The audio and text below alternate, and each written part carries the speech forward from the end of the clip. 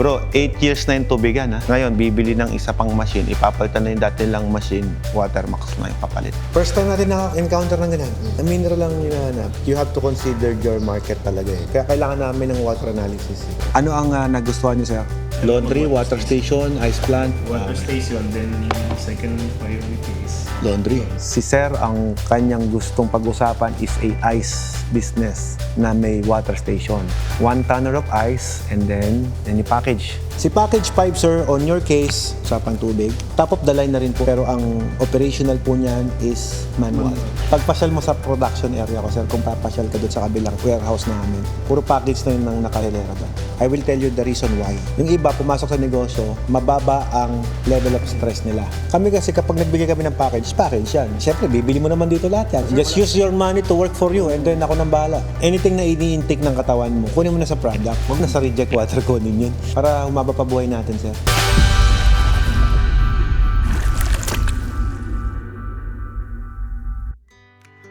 good morning po. Coffee, kaibigan ko si Mac. Napakabuting kaibigan yan. Hindi ako pinababayaan yan. Malay niya, maging kaibigan nyo rin. Mga taga Bicol, bro.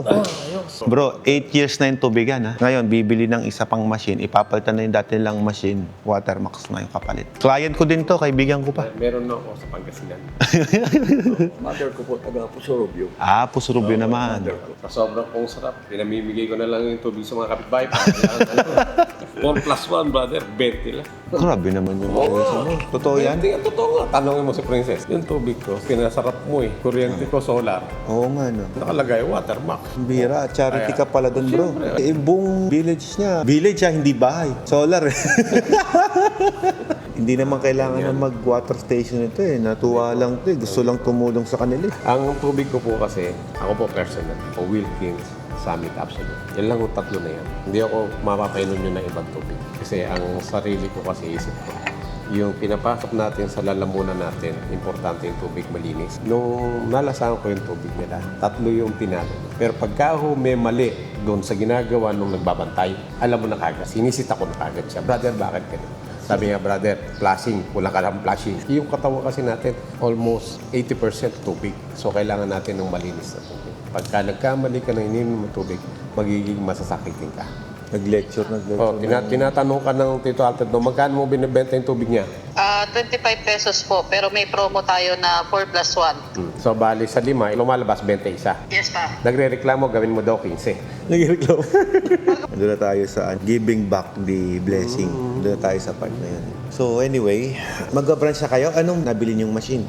Mineral. So hindi nyo kailangan ng purified doon. O parehas kayo ng isang client ko yung kaya narinig yung usapan namin, di ba? Valenzuela naman siya.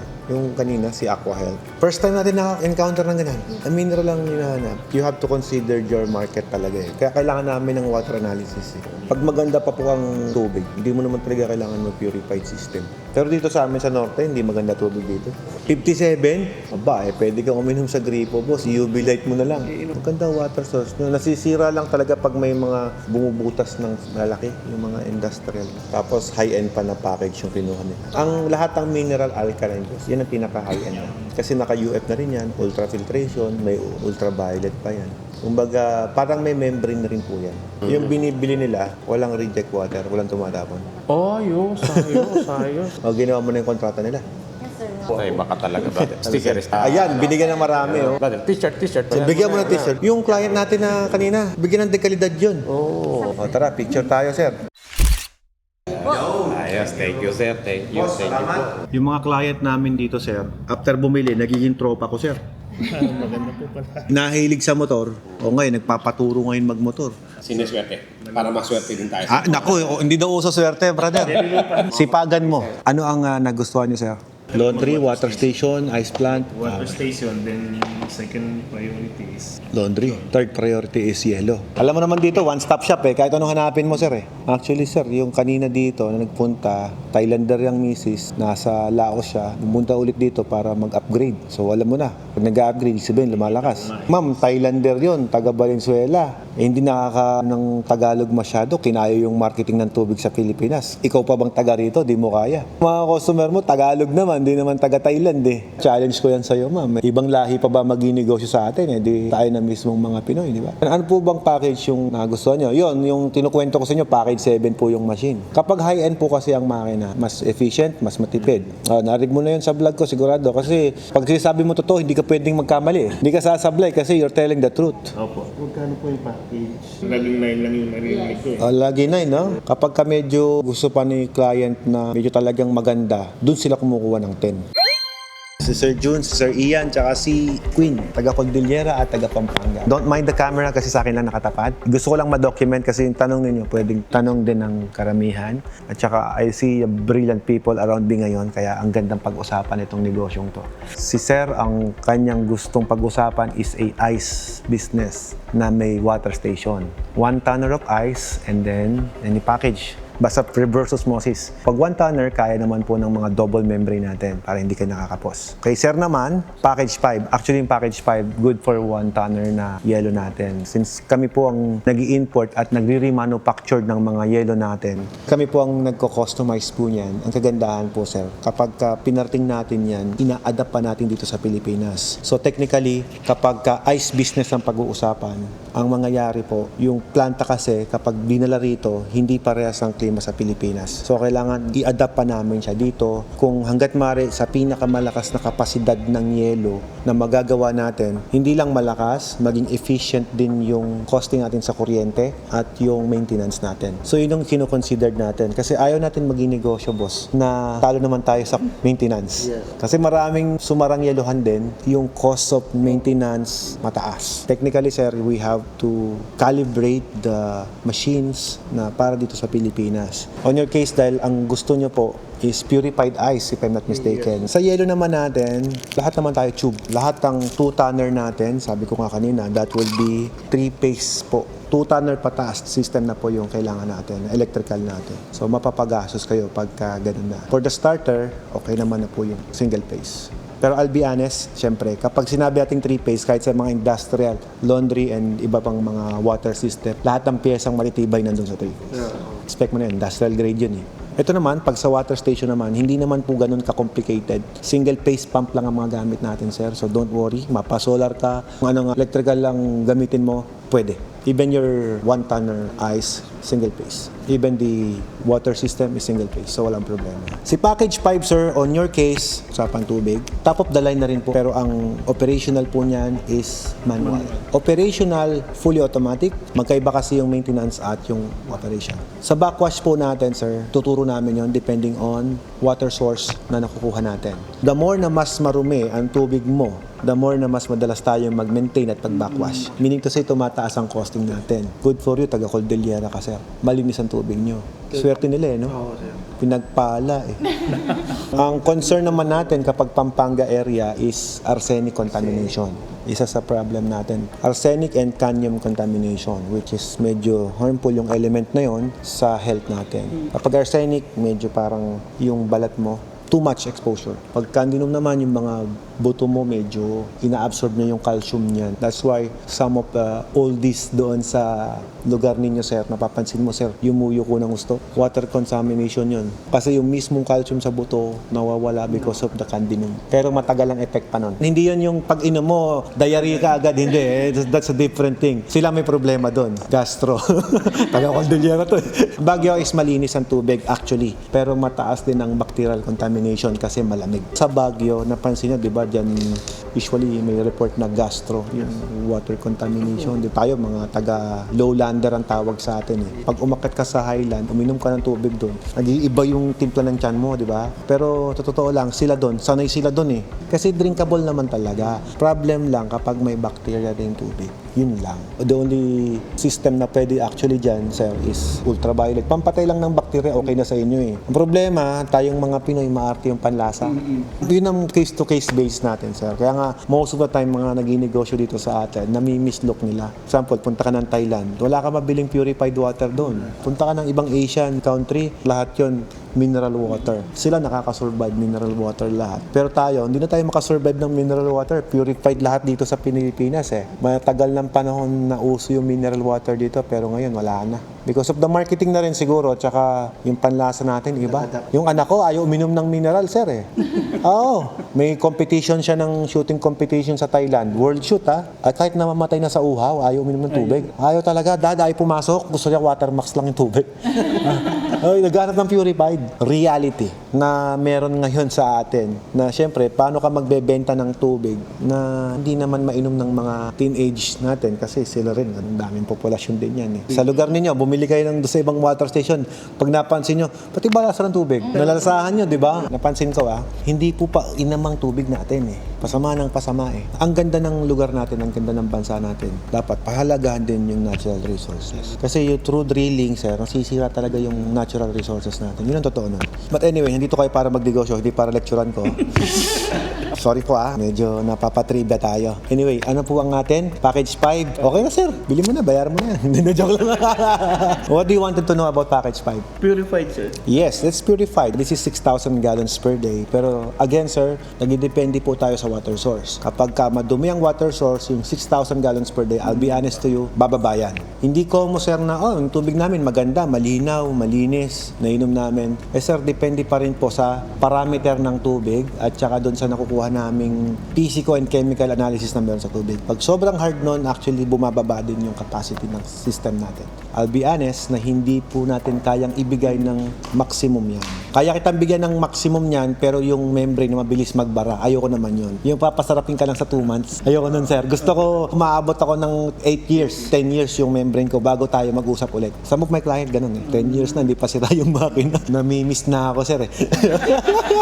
Kagaya yung client namin dito kanina, 8 years na. Sir, punta kami dito. Bakit? Kami yung taga-Aklan. Ganun ba? Anong may paglilingkod ko? 8 years na yung machine namin, pabili isa pa. Dito pa rin bumili sir, di ba? May problema ba? Wala. Nagbabranch lang. Karamihan dito, repeat customer namin. Dami kaming repeat customer. Upgrade and yung ganyan, bumili package 5 tapos eventually after 3 months, sir, di namin alam malalakas, nagpa-package 9. Pagpasyal mo sa production area ko, sir, kung papasyal ka doon sa kabilang warehouse namin, puro package 9 nang nakalilera doon. Hindi na mabenta yung package 5 ko eh. Technically, pero for the start and the good business, package 9 is the best. Sabihin mo na ganito eh, dress to impress ba tayo? Kumbaga, maging-negosyo ka lang din, yabangan mo na. Yun naman talaga sir eh.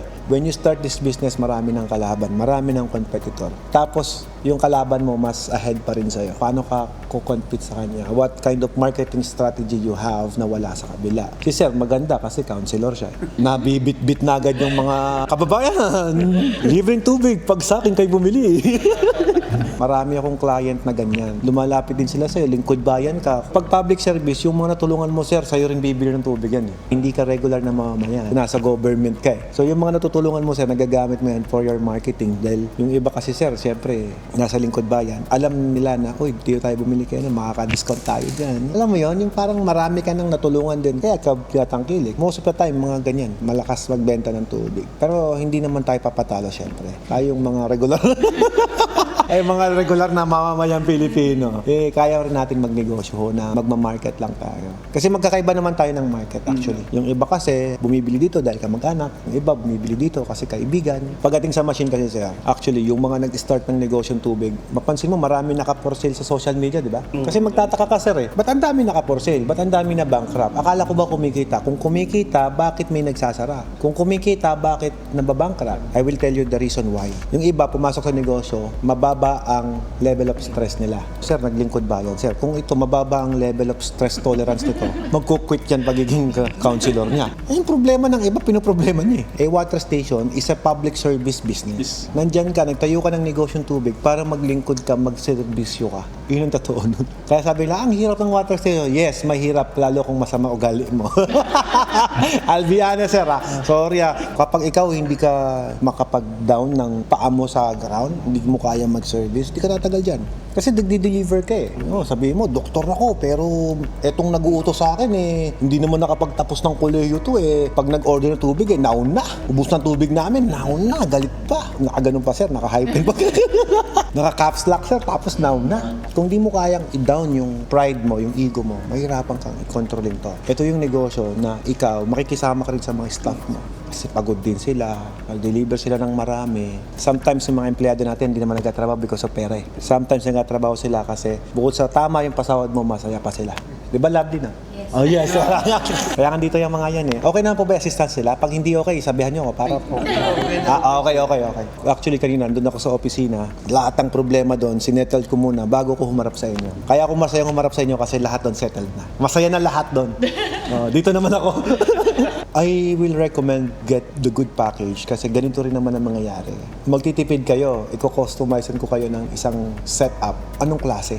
Kasi package 5, wala naman ako nakitang previous ng galon dyan. Di naman kayo mag-water station, di mo kailangan ng galon. Wala namang galon dyan eh. O, tanggalin ko yung mga selyo, magkano lang yun? Tanggalin ko heat gun, magkano lang yun? Minsan kasi sir, may mga client kami na hindi nila alam na may yelo kami. Bumili na sa iba. Pagkabili ng yeluhan sa iba, dito bibili ngayon ng water system. So pagbili ng water system, ganun din. Package 5 pa rin ang ano. Malakas ang yelo sa inyo sir, ang daming establishment. Yes sir, tapos ang planta sir is Angeles pa. Layo, no? Kung may yelo na kayo, kung may ice machine na po kayo, pwede namin. Wala sir, lahat kukunin namin dito. Very good. Kung dito lahat, hindi ako na. Kumbaga sir, kasi pagka ganyan, nahihirapan pa ako ano bang kailangan yung adapter? Alam mo yan? Ay, kung dito lahat sir, di wala problema. Kung may kulang man, di ako magdadagdag, walang bayad. Oo, ganun lang yun, kasi package yun eh. Kami kasi kapag nagbigay kami ng package yan. Siyempre, bibili mo naman dito lahat yan. Just use your money to work for you and then ako nang bahala. Yung kontrata natin, siyempre, I will just print it kung ano yung napag-usapan natin once the transaction is already done. Hindi ko naman yan pagbayad mo, bibigay ko agad sa'yo. Hindi naman eh. Siyempre, papubuhin ko pa yan, ma'am. Hindi po instant. Ayan sir, nakalagay na po dyan lahat. Nakapost. Wala kami tinatago. Presyo, mode of payment, nakalagay dyan lahat. Murang-mura na sir, nautang pa. Ayan, wala pang tubo. Pag kinash mo yan, may discount pa, 100,000. Yun po yun, yung package 5. Yes. Package 5 could supply the 2-tonner actually. Kasi nakikita niyo parang konti lang difference ng 2-tonner sa 1-tonner, right? Doon na tayo sa 2-tonner. Kaya lang 3-phase po yan. Hindi po yan single phase. Pwede po ba siyang upgrade or another one? It's not upgradable. Kung ang bago. Bibili ka pa sa akin isa pa. So discounted na lang sir.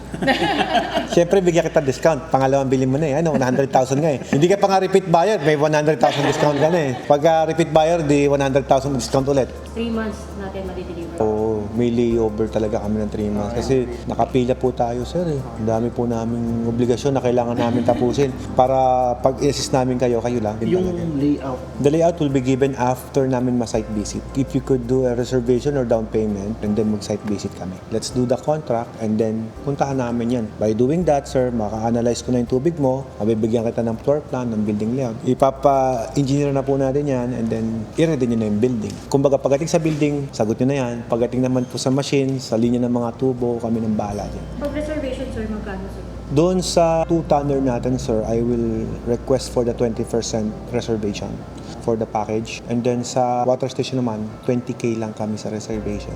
Payat lang sa yan. Correct lang. Sa ice machine, sir, hindi kami talaga nag-i-stock ng ice machine. Alam mo kung bakit? Yung mga pre-on yan, nawawala din eh. Kailangan talaga fresh order yan. Hindi yan pwedeng sabihin mo na itong stock to, bibigay ko sa'yo. Iba na po performance yan. Hindi ko binibenta yan. Ito po, dinidisplay ko na lang at bibigay ko sa'yo yung bagong dating. previous daw natin yan sir. Mahal naman ang previous mo, sir. Mas mahal pa to sa package 5 mo, sir. Ako na bala sa installation, piping, lahat and everything. Training, basic maintenance, troubleshooting. Ang sa'yo lang, delivery charge. Kasi kami na mag-install. Sana makasama ako sa installation. Pag in-invite ako na, sir. Welcome na welcome. Ayun? May red carpet ka dun sir. Tsaka Red carpet? Talaga naman. may banda pa yan. Kahit gabi-gabi akong nanonood sa inyo.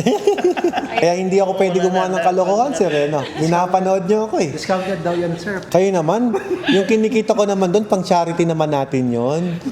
Hindi, biro lang din. Pero totoo yun, monetization ng channels natin for charity works yun. Pero hindi ko binablog. Picture lang pwede. I don't know hindi ko lang siguro feel. Maganda sana yung idea na gano'n, na tumulong ka, kumita ka, tapos yung kinita mo, itulong mo ulit.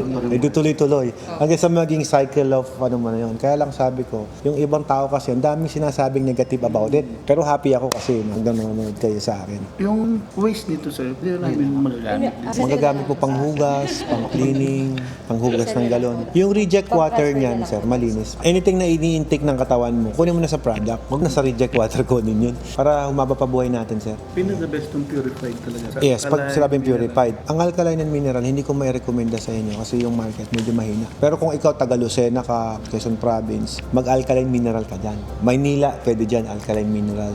Sa kanila, technically hindi pwede kasi contamination ng bulkan. Sa inyo naman, because of yung panlasa rin ng mga taga Cordillera, gusto nila purified. Parang bumili nga kami ng purified pero lasang poso rin. Best pa rin purified, sir. Kagandahan lang, sir, ng mga higher package, fully automatic. Kaya nga dapat sa'yo, sir, fully automatic na eh.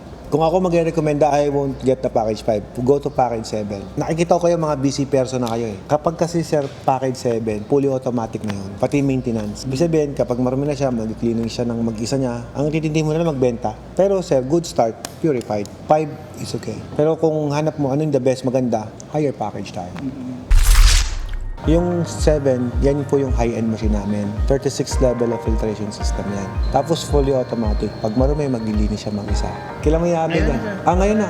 Gawin ng kontrata. Hindi rin basta-basta ang water system. Pag mali ang pressure applied mo, pwede hindi gumana yan. Itong customer natin, pumunta dito kahapon, refuse ko yung kanyang benta. Pero sabi niya babalik siya. Bumalik talaga. May isang salita si sir. Sinawasa may chlorine. Si deep well wala. So anong treatment ang gagamitin ko kung gagamitin mo inawasa or deep well? Ibang paperworks naman, sir, like DTI, may promo kami libre na. Although mura lang naman yan, kayang-kaya mong bilhin yan. The reason why the DOH is nag-recommend ng malaking space, like 25 square meter minimum nila, is para tayo ay safe yung mga container natin.